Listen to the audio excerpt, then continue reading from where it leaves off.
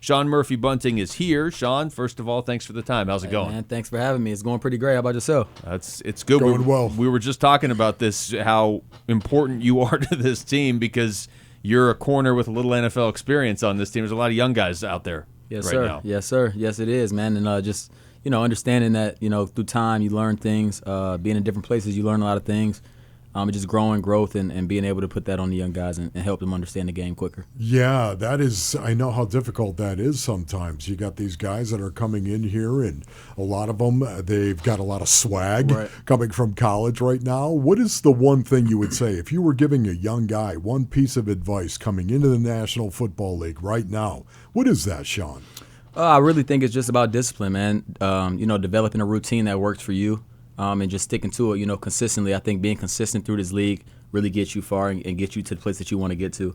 And just understanding that, like I said, there's highs, there's lows, but being able to stay, even kill all the time really helped me throughout my career. Mm-hmm. So there's a lot of new faces on this defense, but it does. We were talking actually with Nick Rollis about this earlier. It feels like you guys are all kind of thinking along this. You approach football at least the same way. Do you notice that as well? Yeah, I agree. I think, like you said, just being able to see the things the same way and being a unit.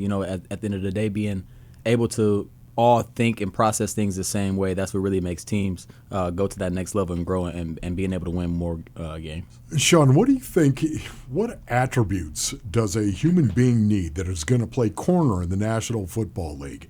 What attributes do you think you need to have? You need to have patience, for one. Like I said earlier, understanding that there will be times where you get beat, there will be times where you make plays, but just being patient and understanding that regardless of what happens, you have to be able to kind of center yourself and stay to the ground. Outside of that, you really just got to, obviously the speed and the change of direction, those things like that, you wouldn't be here if you didn't have those things as a corner in this league. So it's all about the little things, man, the little details, being able to key in on those, being able to, like I said, just understand everything you're doing, understand where your help's at, understand your leverage, being able to hold your leverage and keep your leverage.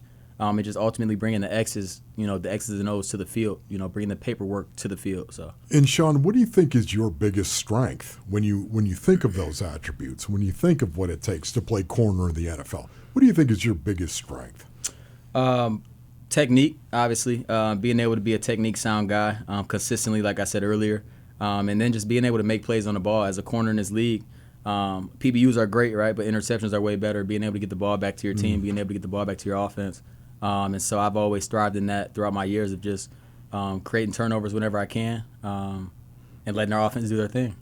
That we're talking to Sean Murphy-Bunting. Sean, the patience you're talking about, just sort of the perspective that you have on the position. How much of that is just from reps in the league? How much of that is from like guys you've talked to as you sort of grow up in the league? And then I guess the flip side of that is, do you expect guys to ask you a lot of questions since there are a lot of rookies and second-year guys on this team? Right, yeah. It comes with both, right? Throughout my years, earlier on, I didn't really have, per se, the vet room. We were all young when I was in Tampa. We all grew together. And then we started getting guys like Richard Sherman, Logan Ryan, guys that have been in the league, have been developed, and being able to pick their brains. But I would just say, being able to ask the right questions, right? There is no dumb questions in football. You don't know everything. Yeah. And that's the thing about it. You have to understand that you don't know everything. The things that you've seen in college, you might think that you know everything, but when you get to the NFL, everything's sped up, everything's faster. The game's still the same, but it's faster. So just understanding route concepts, understanding tendencies of receivers, understanding the things that the NFL does because it's a copycat league, and then just harping on them, like I said, being disciplined and just thriving on the things that you can just to make yourself a better player in that aspect. Sean, how much research did you do on the Arizona Cardinals defense? How much research did you do on JG and Nick Rollis, the defensive coordinator, as you were out there and you were talking? How much research did you do on them? I did a lot, I remember at the Combine when I was coming out, I actually interviewed with JG. So I remembered him from there. We had a small discussion about it, talking about that. But just understanding what they did and who they were, in the past. Even when he was in Indiana or Indianapolis, they were top in the league for takeaways and turnovers. But I remember when we played against them, that's all our offense harped on was how much they punched at the ball, how many turnovers they created, how guys flew around and got to the ball. There was all these tangibles and things that you don't teach that these guys had all the time, hustle, grit, all that type of thing. So just understanding that, man, and just understanding that, like I said, you have to be full throttle, full discipline every time you step on the field, and especially as a corner, the smallest detail that you mess up on can be a touchdown or an incompletion. So just being protective in that regard and just understanding the game as a whole.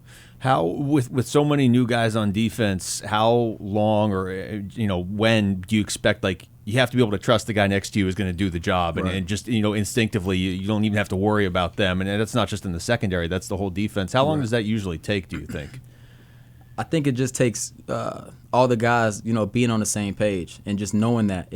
Obviously it takes time, right? Right now we're in May. Yeah. And so, there's things that we're all going to mess up on. There's things that we're not going to be on the same page on right now, but this is what this is for. It develops throughout the time, and by the time we get to training camp, we're ready to go.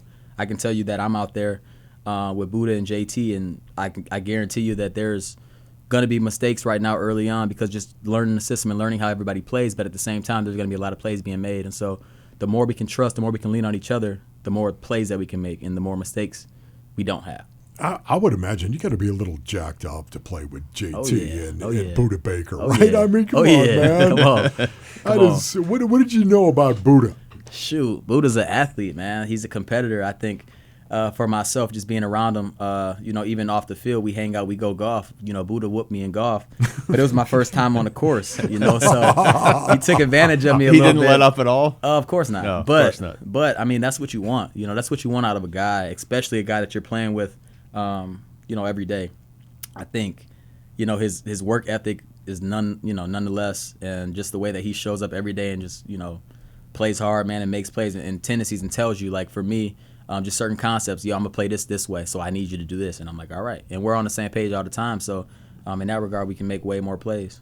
From a technique perspective, what do you think you're better at? Walking up playing press man or playing in his own room? Press man. Man. Yeah, but I love that. Press man, you said definitively, but. Yeah. But I'm versatile, and I think that that's been my strong suit throughout the league, and being able to play. That's what I hear about you. Being able to play everything, man. Being able to play in the slot, being able to play outside, being able to play zone from a press, being able to play zone from off from man and man from the press. Just being able to mix so many things up and giving the offense different looks really just goes a long way, especially in the progression of how he's reading the defense. So that's a good answer right there, because he gave you the definitive answer. That was He's it, like, but don't think I can't do the other thing. Exactly right. But the versatility, it's something that you hear JG talk about all the time. Nick Rawlis as well. They want versatile players. You have that. Yeah. Yes, sir. And they obviously have a lot of confidence in you because they've built a lot of the secondary around you. So, Sean, it's great to meet you, man. Thank you so much. Good luck this year. Hey, I appreciate you having me. Yep. Thank That's you. Sean Murphy-Bunting joining us right there.